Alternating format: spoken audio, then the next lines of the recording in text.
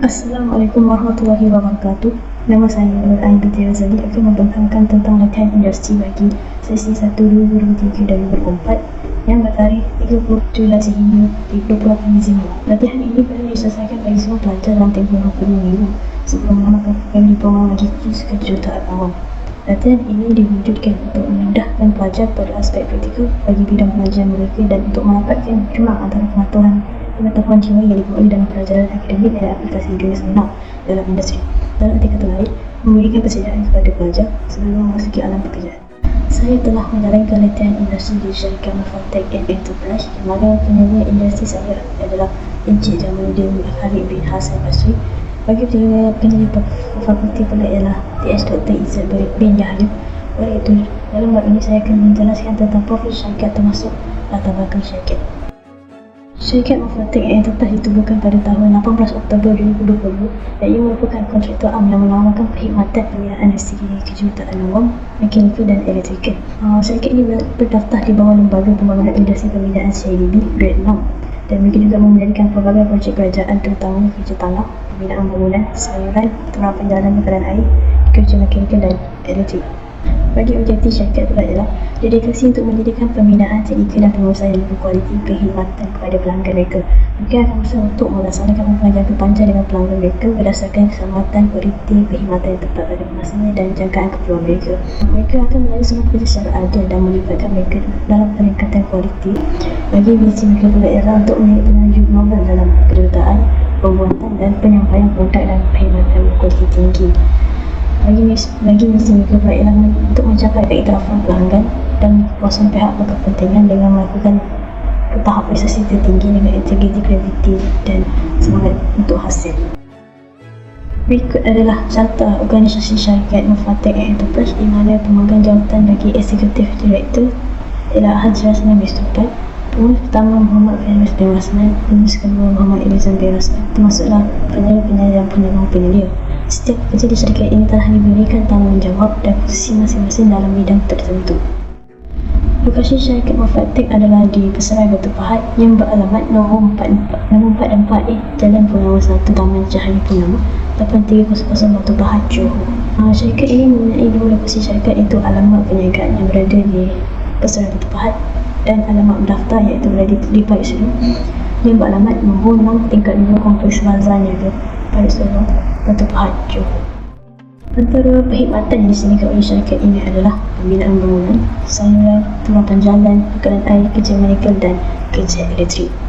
Syarikat Mufatek Enterprise telah menjalankan beberapa projek sama ada di luar atau di dalam negeri Johor sepanjang tempoh operasinya. Terdapat beberapa projek yang sedang atau telah disemulakan oleh Mufatek Enterprise di mana pada 2018 terdapat dua projek iaitu projek cadangan melebarkan jambatan Sungai Masa di Jalan Masjid Lama, Johor dan projek melektara sistem lalu lintas di Jalan Pengas Utama Pemas Jaya, Johor. Bagi 2020 pula terdapat projek pembinaan industri konkret dan dari Sungai Batu Pahat ke Kesemrah termasuk kerja-kerja menaik taraf sistem saliran mesra alam, serai dan kerja-kerja berkaitan daerah Batu Pahat, Johor. Dan projek terkini yang sedang dijalankan ialah projek pembinaan kompleks Mahkamah Syariah Daerah Johor Negeri Sembilan Daerah Khusus.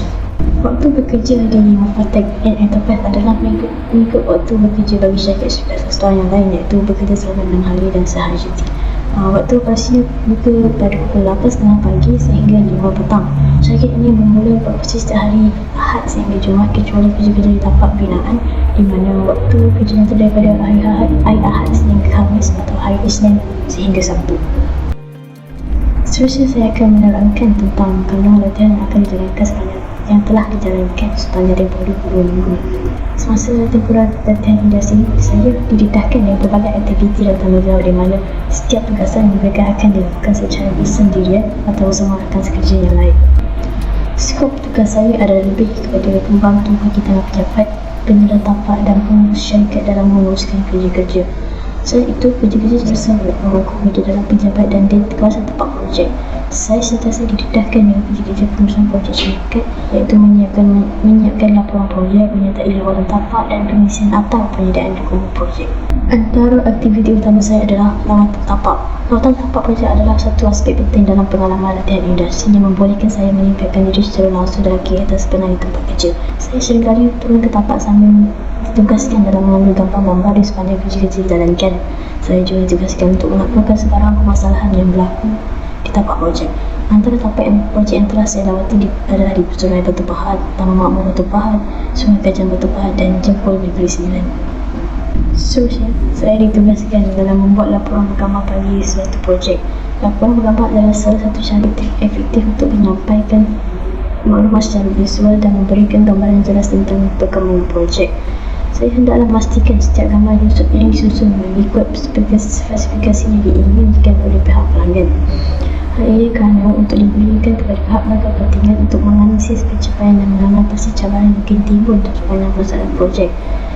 Laporan gambar ini bertujuan supaya pihak syarikat dapat meminta peruntukan atau bayaran bagi kerja-kerja yang telah dilakukan. Dalam arti kata lain, sebagai bukti kerja tersebut telah dilaksanakan. Seterusnya, menguruskan sebut harga atau tender.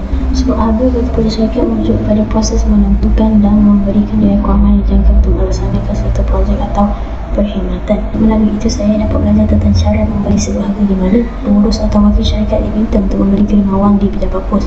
Selain itu, sekiranya wakil syarikat yang memberi kiriman wang perlu disertakan dengan surat wakil dan juga dokumen-dokumen syarikat. Antara sebut harga yang adalah dalam grade G1 sehingga G3. Saya juga ditugaskan untuk mengisi semula gunakan kuantiti atau BQ yang telah disiapkan oleh pengurus syarikat. Saya juga diminta untuk menyediakan beberapa dokumen penting seperti nyata bank syarikat, salinan lisensi IDB syarikat dan lain-lain. Kemudian sebut harga yang telah lengkap dengan bersambut akan dimasukkan ke dalam peti sebut harga yang disediakan di agensi tersebut sebelum tarikh yang ditetapkan. Seterusnya, pengurusan dokumen projek-projek. Saya ditugaskan dalam memaskini atau menyusun semula dokumen-dokumen projek. Selain itu, terdapat juga tugas-tugas lain iaitu pengisian semula data projek di Excel, pengurusan bahan projek dan dokumen inquiry. Bagi pengisian semula data projek di Excel, saya ditugaskan mengisi semula data-data projek pembinaan yang tempat sesuai tidak langsung. Saya dapat menambahkan pengetahuan dalam penggunaan Excel termasuklah lebih fokus mengelak kesilapan dalam mengisi semula. Bagi pengurusan bahan projek, saya diminta untuk membuat surat pembangunan pengurusan bahan bagi projek di Taman Makmur, termasuklah mencari katalog bahan sambil dibimbingi oleh kita pejabat. Hal ini kerana surat tersebut akan dihantar ke pejabat jabatan contoh majlis daerah untuk bahan bagi membolehkan pihak majlis untuk melakukan penyemakan atau pemilihan terhadap jenis-jenis bahan yang dibeli. Kemudian, mendapat pencok daripada pihak majlis dari salinan surat permohonan pengurusan bahan. Bagi dokumen inquiry pula, dokumen inquiry syarikat merujuk pada satu dokumen rasmi atau surat permintaan maklumat yang dibuat oleh seseorang atau syarikat untuk mendapatkan detail atau harga tentang produk, perkhidmatan atau maklumat lain berkaitan dengan syarikat tertentu. Saya diminta untuk membuat laporan inquiry yang mahal membagi kemudian peralatan seperti lampu biasa LED, kipas lawas, lampu limpah dan sebagainya.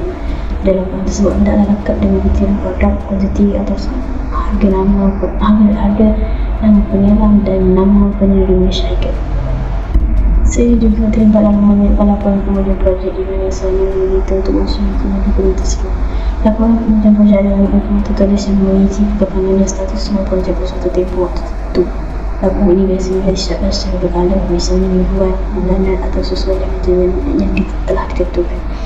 Dari tugas ini, sebuah catatan cara menyiapkan satu laporan pengajuan yang lengkap untuk diberikan kepada pihak pelanggan.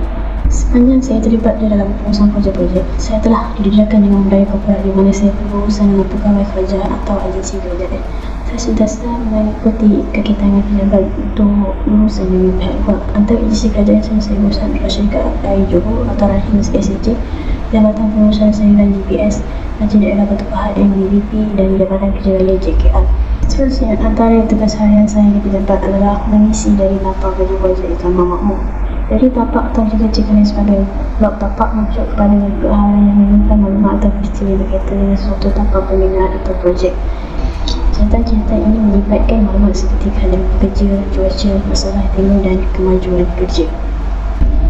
Mesyuarat tapak merupakan satu aktiviti yang biasanya diadakan di tapak pembinaan atau lokasi projek untuk membincangkan berkoordinasi mengenai perkembangan isu-isu semasa dan langkah-langkah seterusnya dalam pelaksanaan projek.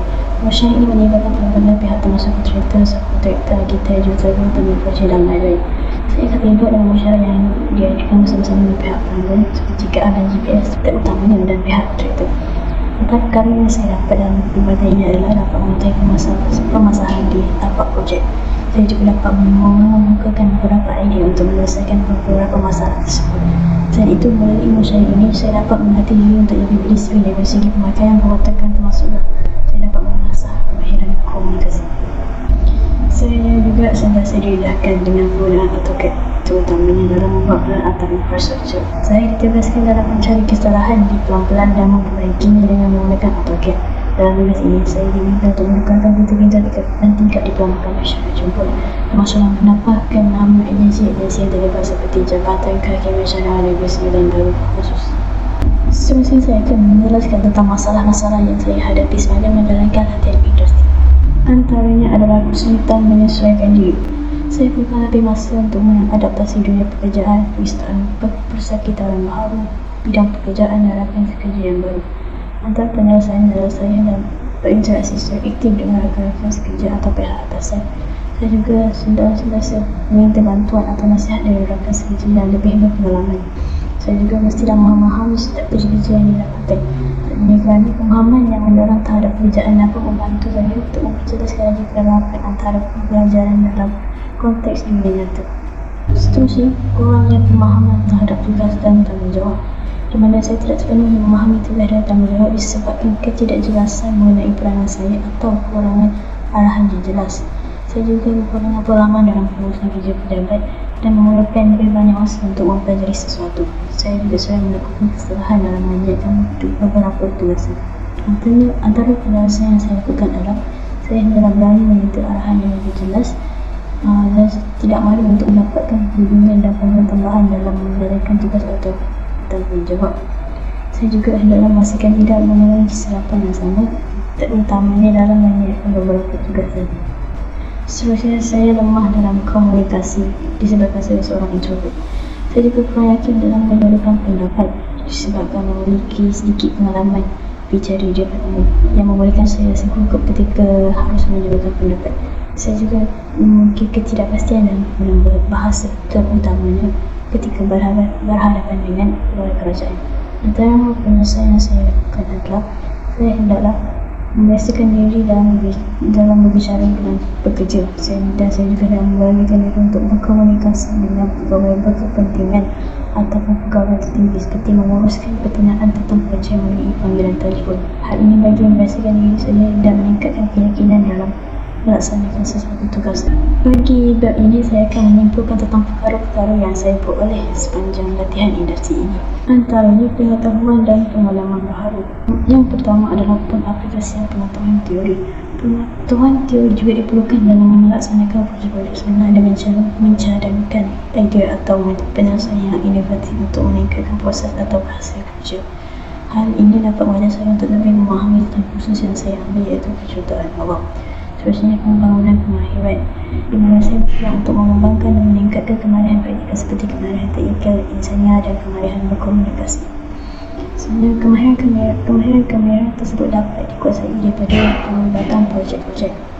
Saya dapat mempelajari pengurusan projek dengan lebih jelas dan saya juga dapat pemahaman terhadap budaya korporat.